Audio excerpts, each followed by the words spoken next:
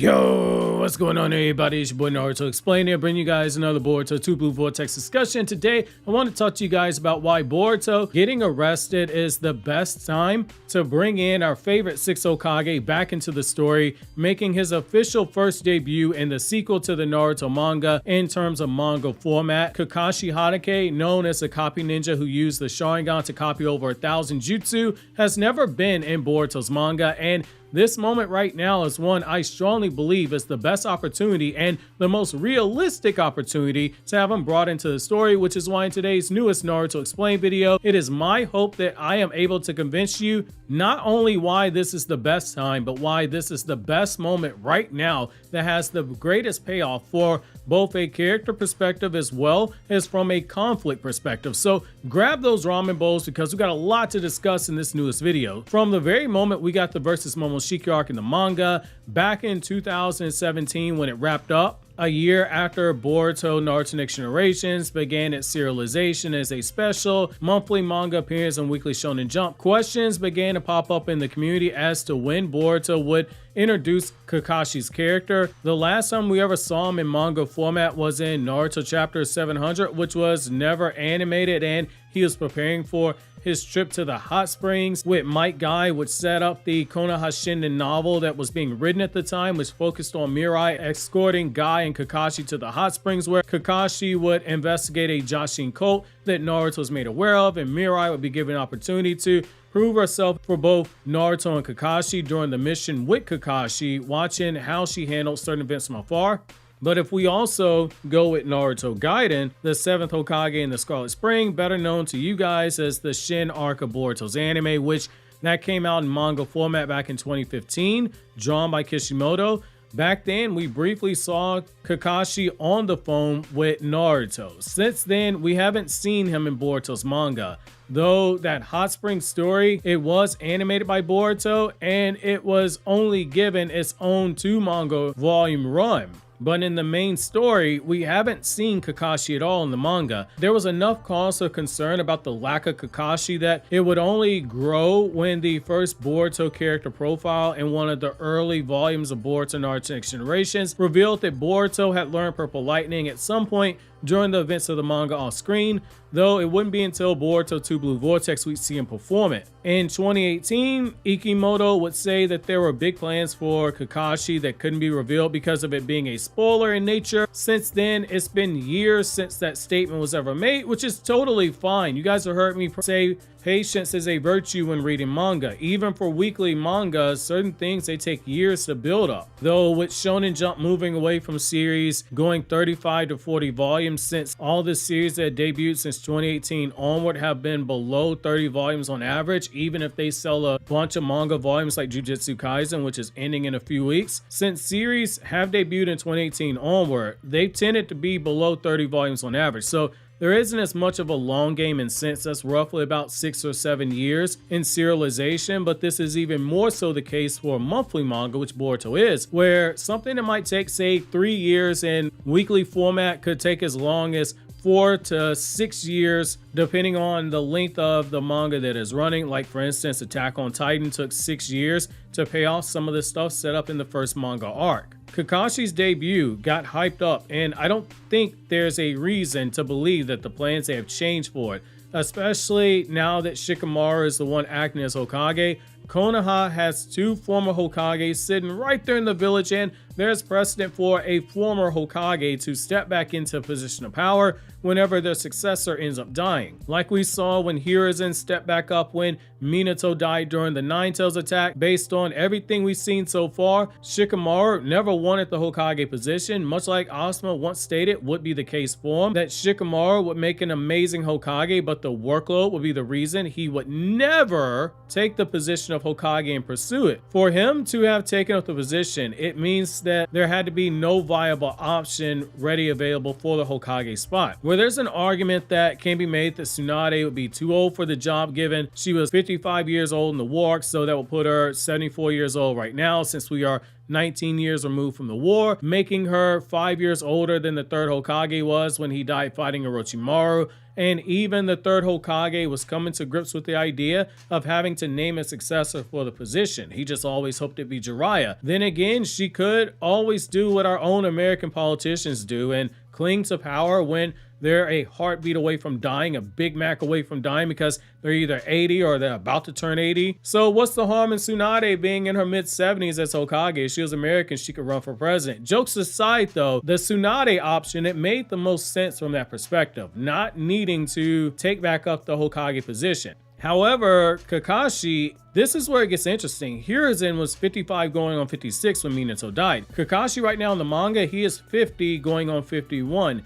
Making him younger than Hiruzen was when he stepped back into the position.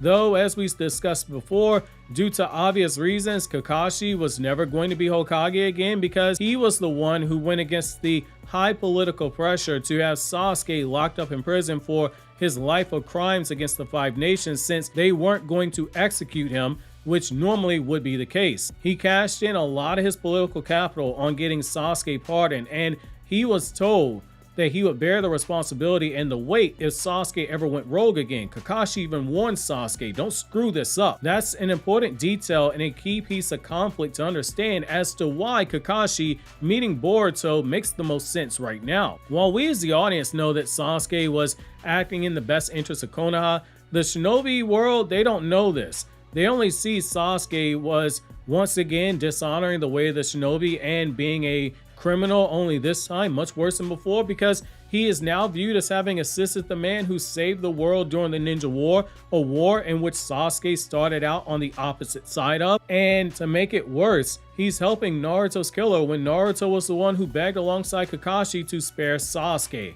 In their eyes, it's not only dishonorable, it's also the worst type of behavior you could do. It's for that reason, now that Boruto the traitor, as they call him, has been brought back to Konoha, a place that wants him dead, and he's been arrested and brought before the Hokage, it's only right if Kakashi is there or has a moment with Boruto later on, which would make this a perfect payoff to Ikimoto teasing in the past that Kakashi would have a big role to play in the story. Kakashi is one of the people who has the most right now that needs to know what happened on that day, because the crimes that Sasuke is believed to have committed by assisting in the killer of Naruto to escape, he's likely been punished for that because he's responsible for Sasuke. Hence we have Shikamaru's Hokage, Sakura gets booted even though Kakashi prepared her for the position because she is Sasuke's wife. Nobody's gonna believe the wife didn't know what the husband was doing. After all, how can people trust your judgment as Hokage if the first decision someone like Kakashi made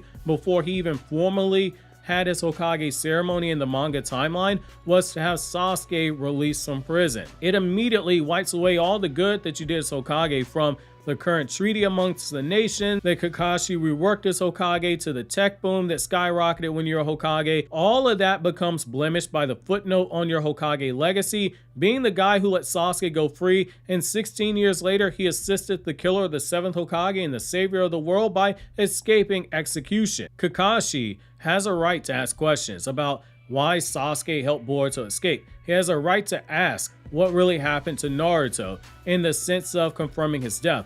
That conversation with Boruto is one that Kakashi would need closure on for these reasons. He is someone who knows how tightly wound together those bonds are between the members of Team 7. He is someone who saw the change occur in Sasuke. He is someone who saw his former student fall into that darkness that he at one point thought he was beyond saving, and put the onus on himself to kill Sasuke. And he watched him not only get saved from the darkness, something that many people had given up on being a possibility, but he watched him start a family and protect the village from afar several times throughout the years. If anyone would look at that situation with Sasuke suspiciously, it would be Kakashi. No different than the way that Amato saw his ninja tech inside of Kawaki and went, hold on, my memories, they've been switched, because there is no way a bum like Katasuke, who can't even win 3rd place at a science contest, could ever recreate the ninja tech that is inside of Kawaki's body, which led to him going, yep, my memory has been altered, but hey, I'll keep it a secret. Just as Sasuke saw small things that his memory via omnipotence was telling him to look past, like sensing Momoshiki inside of Boruto, seeing the scar on his eyes, seeing the headband that he was carrying, something that even Boruto says he was still struggling with his memories. Yet despite that, Sasuke chose to continue to endure those struggles and trust in his daughter's word. Could we see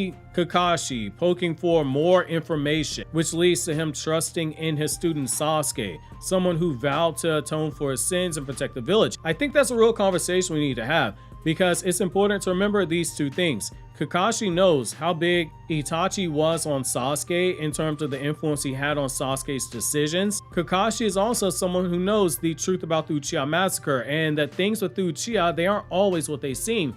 Kakashi is smart enough to realize that just as someone as loyal to Konoha as Itachi would never betray the village by slaughtering the Uchiha unless he had no reason to believe that it wasn't for the best interest of the village, which that ended up being to prevent a civil war in Konoha and ultimately other ninja nations from invading the Lane of Fire to take Konoha for themselves, causing another shinobi world war. Kakashi is going to know that if someone, anyone, would have wanted for justice for Naruto, it would have been Sasuke. Someone who loved Naruto as strongly as Sasuke loved his own blood brother Itachi. For Sasuke to never follow through wanting to kill Boruto after everyone's memories of Sasuke being the one who was leading the hunt for Boruto, which we as the audience know they were really hunting Kawaki, for Sasuke to suddenly change course and help the person he was trying to kill escape, it's something that Kakashi, he's gonna begin to question, which is why I do believe it is worth having him there